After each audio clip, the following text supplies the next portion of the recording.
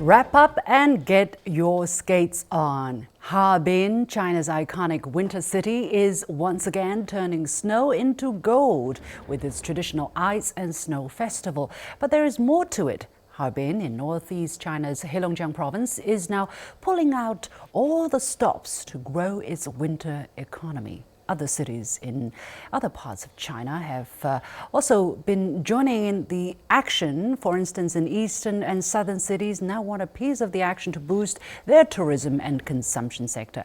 So how to go about it and what makes winter sports aficionados tick this year? Welcome to a special edition of The Point with me, Liu Xin, coming to you from Beijing. I'm pleased to be joined from Beijing on the line by Professor Xu Qinghua, Vice Dean of the National Academy of Development and Strategy at Renmin University of China.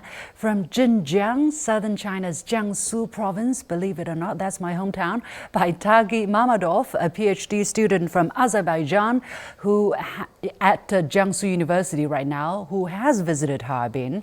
From Hokkaido, Japan, by Justin Downs, president of Axis Leisure Management, and also here in the studio, Professor Gong, vice president of the University of International Business and Economics-Israelc. So the warmest welcome to all of the guests. But first of all, for those who are not very familiar with the city of Harbin, the northeastern Chinese city, which is pronounced like Harbinger without the j, is the northernmost capital city of China. Winter temperature can drop below minus 30 degrees Celsius there. It used to be part of China's first industrial belt and has been striving to boost its service industry. Now, the city has been organizing ice and snow festivals for 40 years, the longest such festival in the world. But it was not until last winter when the big Mana hit and the city became an internet sensation. Millions of young Chinese from the south especially flocked to the city to experience extreme cold topped with warm hospitality.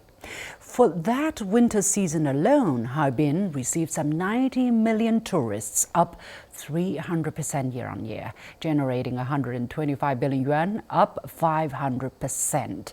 Now, Harbin's success has made other cities in eastern, even tropical southern China green with envy. They have also started to capitalize on the ice and snow leisure gold rush, attracting locals, but also tourists from neighboring countries.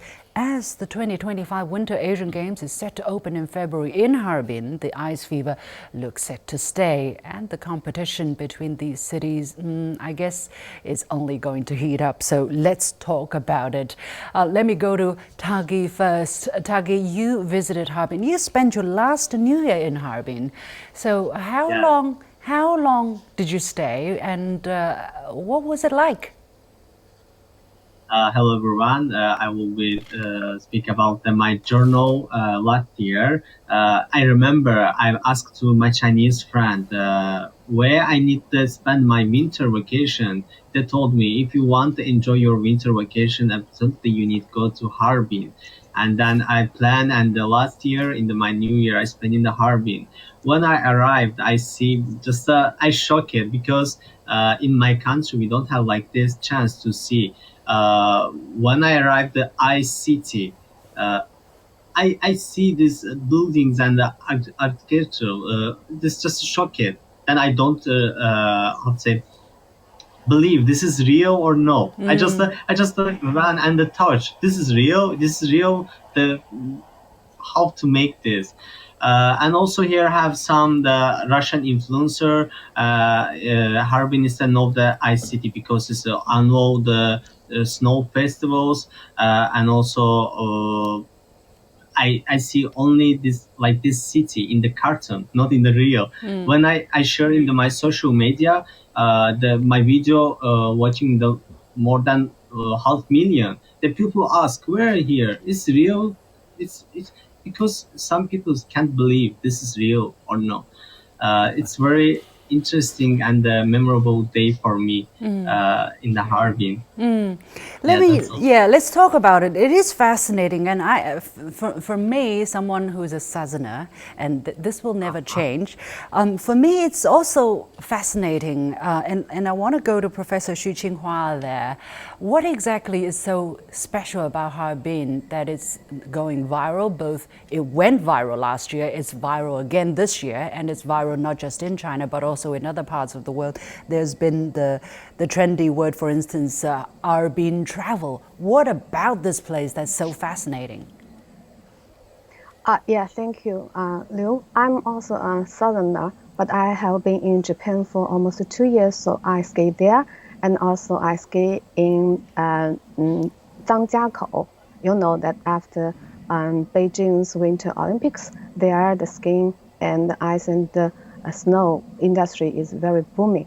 So in my understanding, that research indicates that a country typically experiences an upgrade in consumption of its per capita GDP exceeds $8,000, and $10,000 is an important threshold for the exploration of the sports industry, with the ice and snow industry achieving rapidly development during the same period. You know that from the 2000 before is from the $270 billion, and by now is the more than $800 billion.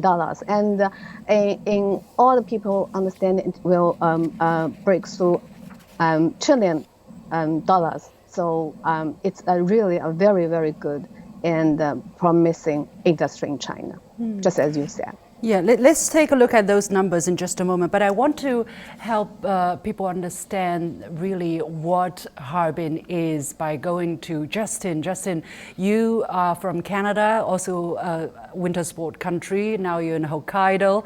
Help us understand exactly what this phenomenon called Harbin is by comparing it with other, if you can, winter sports or leisure cities like Hokkaido, Davos, Zermatt, I don't know. Can you help explain why Harbin is so hot?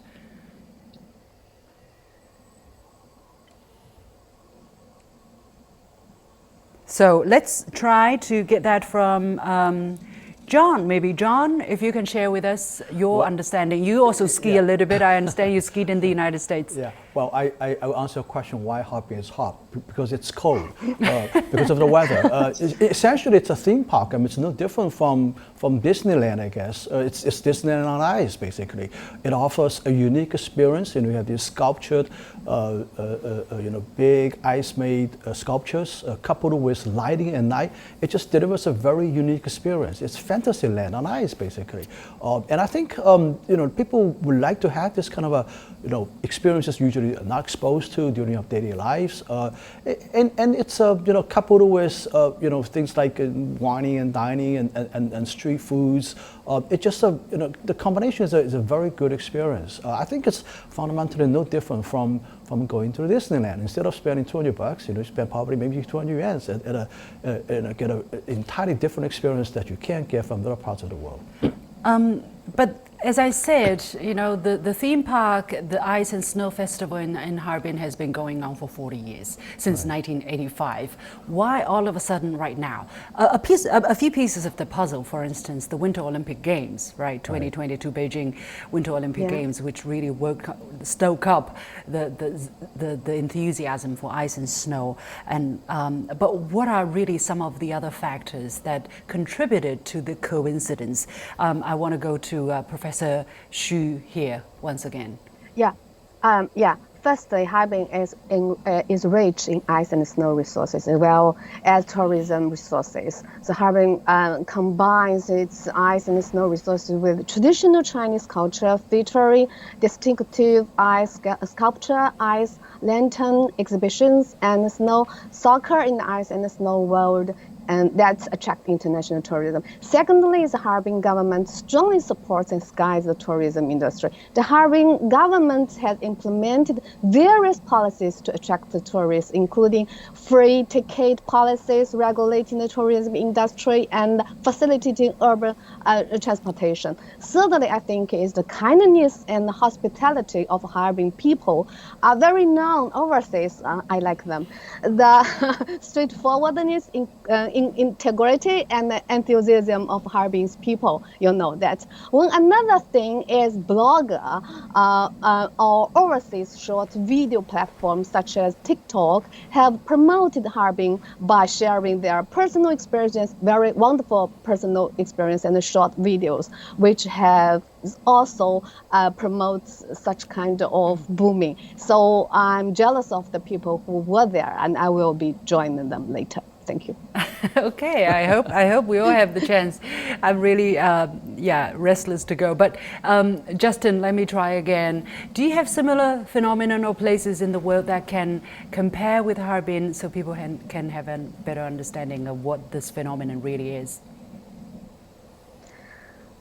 Well, actually, there aren't that many, to be honest. I mean, lots of people are trying to emulate what Harbin does, but Harbin has been at this for such a long time and has really perfected it. And the rich culture that the organizers have put into this, it really tells a story for the tens of millions of Chinese people that have not seen snow and not experienced the culture. So it'd be a very tough thing to replicate. I mean, certainly people can travel around the world to see unlimited powder snow, such as Hokkaido, where I am right now, or other, say, rich cultural experiences like the French Alps or Scandinavia. But really what Harbin has done is really quite fantastic and be difficult to beat anywhere in the world, I think.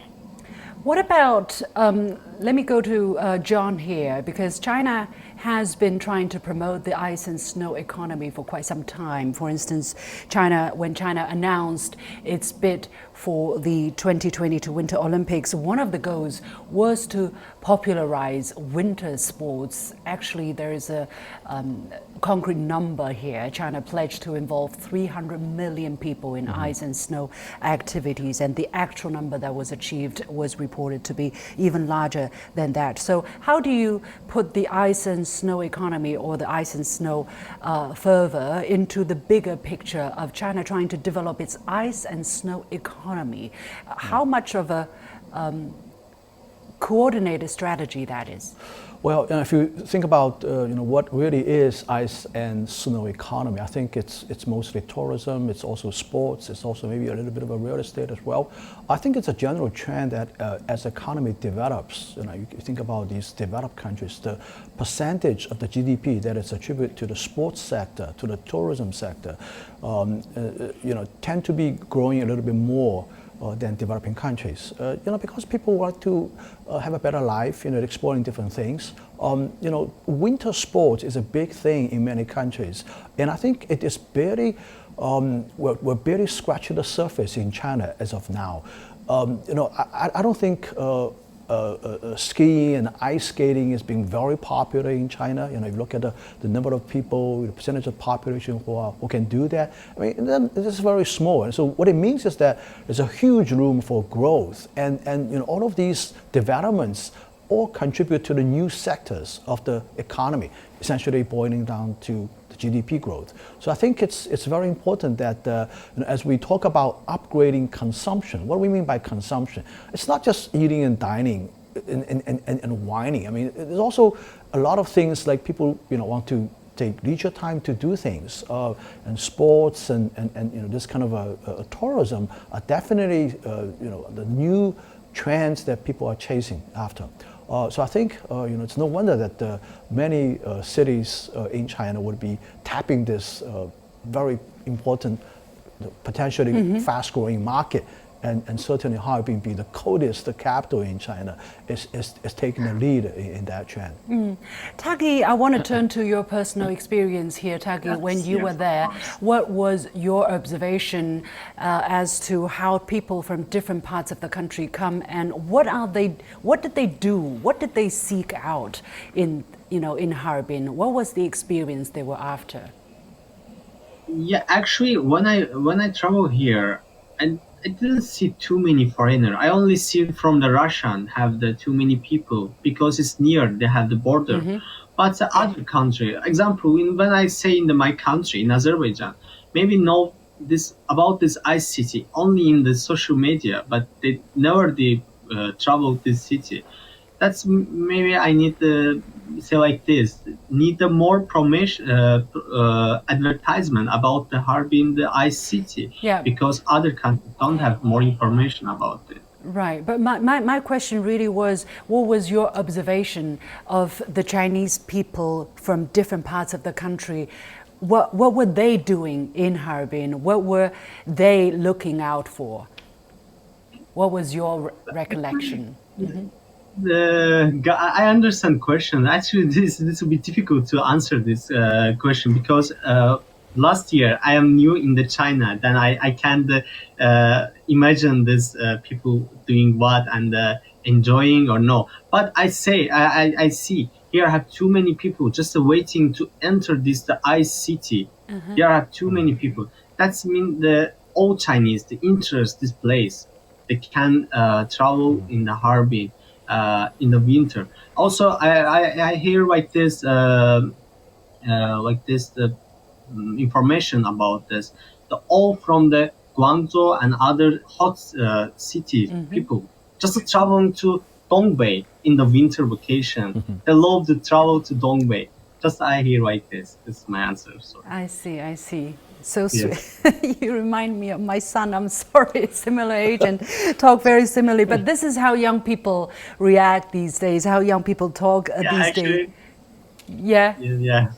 We don't have too many experience about it, and we just talk from the when our mind. It's very it's like that. Justin, help us understand the mentality of young people, for instance, these days, because they are the ones who show up this topic. You know, they're the ones who made Harbin so hot on social media, and probably they will continue doing this. Basically, they're doing this to all places around China. Justin, what is your understanding of the importance of young people in terms of boosting China's consumption and boosting the service sector, that the catering businesses have to cater to the needs of young people wherever they may be looking? Oh, absolutely. I mean, if you just look around any ski resort or sporting venue around China, it's dominated by the 18 to 30-year crowd. And these people are really seeking experiences. They're not necessarily looking to have big homes and drive fancy cars. They're looking for experiences. So anything that is an adventure, anything that is, Xiaohongshu worthy or Douyin worthy, they're out there trying to have fun and share it with their friends. And that kind of covers the whole ecosystem, from what they're wearing, where they're going, how they're playing, skills that they're creating for themselves, memories, the food that they're eating.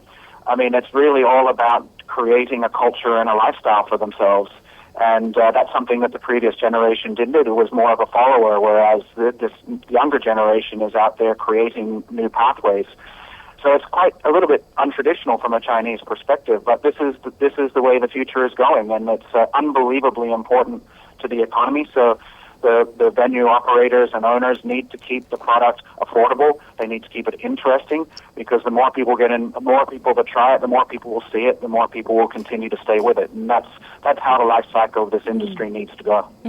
John, here in the studio, how big is the potential? We already know that they have magical powers in terms of boosting numbers. For instance, just now, the ice and snow sector in China grew threefold in 8 years. We know that China has set a goal for ice and snow economy to reach 170 billion by 2027. And we also know that the business revenue of corporate enterprises in the secondary, tertiary industry was up by 50% compared with 2018. How big is the potential here? Well, it can be very big. I think at a very fundamental level, we need to get people involved. We need to get people interested in winter sports games, winter sports activities. I think the message is getting out. I think the ski resorts and the skating places are all advertising all over China, try to attract the younger generation to spend more time on these activities. And if you think about the potential revenues associated with broadcasting games, for example, competitions. I mean, in the U.S., we have the hockey games, right? And it's a big industry. Many big cities have hockey teams. I was in Denver, for a couple of years, and we have a skiing team, a hockey team in Denver. All these winter sports can be promulgated to the mass population, and it can be a big part of the GDP of the whole economy. And also let me say that when we say ice and snow economy, it doesn't necessarily refer into the winter time. It can be in summertime as well. We have these indoor facilities for ice skating, for example, for figure skating, things like that. So maybe even hockey games. I'm hoping that there are hockey teams in China too, huh? Yeah, well, look at the many high schools in the United States have hockey teams, right? I mean, there's a famous term called the Volvo moms. I mean, they drive these Volvo cars with a lot of ice skating gadgets in the back and taking the kids to the hockey games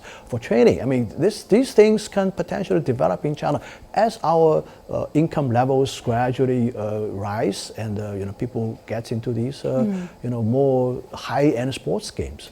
Right. Well, it's not just in winter or summertime. It's not just season flexible, but also I know in southern China, for instance, right now in Guangdong or Canton, which is a tropical climate, they're also trying to capitalize on the ice and snow economy. For instance, I understand a lot of Southeast Asian tourists are flocking to Guangdong to ski resort called Hot Snow Miracle. Professor Xu. Yeah, Hot Snow Miracle. That's really a paradox there. And in East China's Zhejiang province, there's an indoor ice rink with 16 professional tracks, and that's also making winter sports an all year round activity. Is it really working? I mean, why are these southern tropical cities joining the ice and snow rush? I think that two reasons. The first is that the enthusiasm of southern residents for the sports is the main reason. Just as you said in my survey, that the skiing classes, orders in 2024, totally 8 cities, and 5 of them are southern cities. And comparatively, southern cities have higher income, so the ice and snow sports are very in line with people's consume psychology of pursuing quality life. So participation in snow and ice sports is not only a sports activity, but also a fashionable way of socializing and leisure. That is one reason. Second, meanwhile, of course, economic development is also another consideration. That means that the regional governments will do much and in big endeavor to push such kind of spots and industry to be booming, because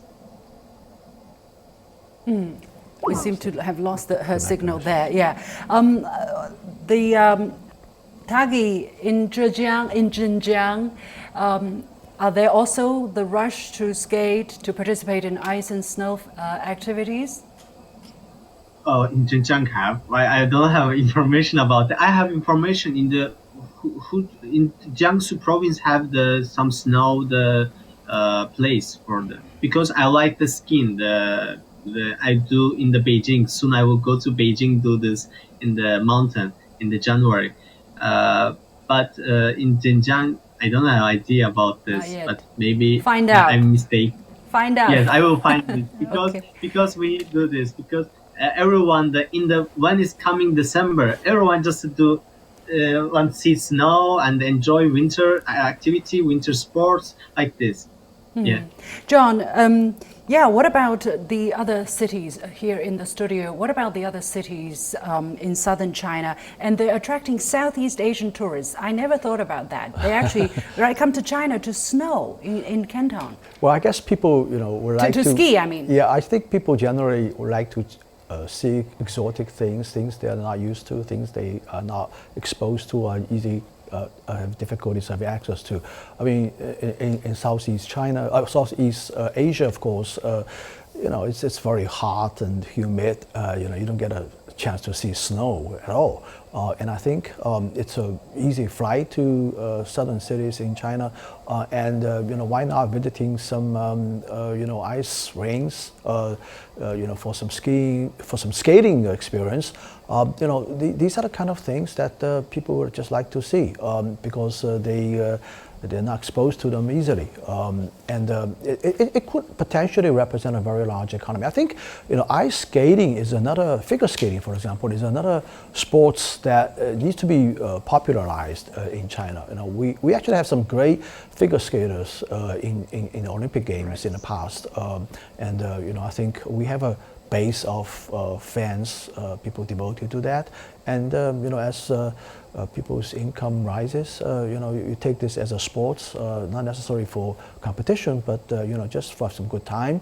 I like ice skating. As old as I am, I like to take it to the rings. That's great. Definitely. Yeah. Yeah, Justin, good news for foreign tourists who want to try it all here.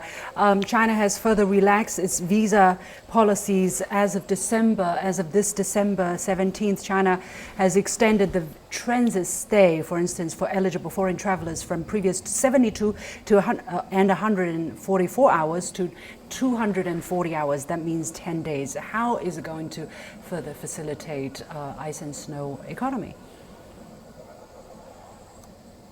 Well, I think, there's a lot of, as we might call them, bucket list travelers around the world.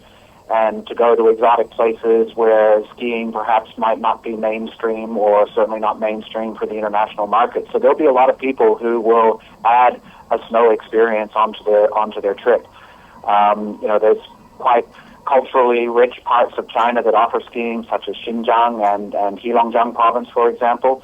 But they can also, if they're just doing a business trip through Hong Kong or through Shenzhen or Guangzhou, they can go and experience an indoor ski dome, for example, some of the biggest in the world that are kind of multidimensional. And that's a big reason why Dubai actually became very popular many years ago, as people would extend their stopovers to check this off life's list. So I think it's not necessarily going to bring tens of millions of skiers to China, but it might lengthen the stay of the visitors to China, and that's also a boost for the economy. But going forward, as you're in this sector, going forward, Justin, what kind of challenge do you foresee for the development of China's ice and snow economy? Well, I think it starts. There's lots of grassroots aspects to it. So, but the biggest say negative or say challenge that the industry will have is keeping people engaged in the sport, because people have a lot of choice on how they spend their free time, how they spend their money, where they can go. They can go to the movies, they can go to the beach, they can go to a theme park, they can travel overseas, or they can do nothing at all. So the challenge will be is how does the industry stay ahead of the preferences of the consumer and brings them something new, keeps them engaged, offers them good service, good value for money, and an overall good experience. That's the global challenge in this industry. China's already doing a good job as compared to other destinations for skiing. They really put on a show. It's not just about come skiing and go home. It's really about creating an experience that lengthens the stay and keeps them engaged, because that's the most important part. So we need engagement. We need the government to keep its strong, positive energy towards this sport. And we could deal with those two issues, and then I think we've got a long-standing, successful industry ahead. Hopefully. Thank you so much. We have to leave it there. Xu Qinghua, Vice Dean of the National Academy of Development and Strategy at Renmin University of China, Tagi Mamadov, a PhD student at Jiangsu University, Justin Downs, President of Axis Leisure Management, and Professor Gong, Vice President of the University of International Business and Economics-Israelc. With that, we come to the end of this special edition of The Point with me, Lu Xin.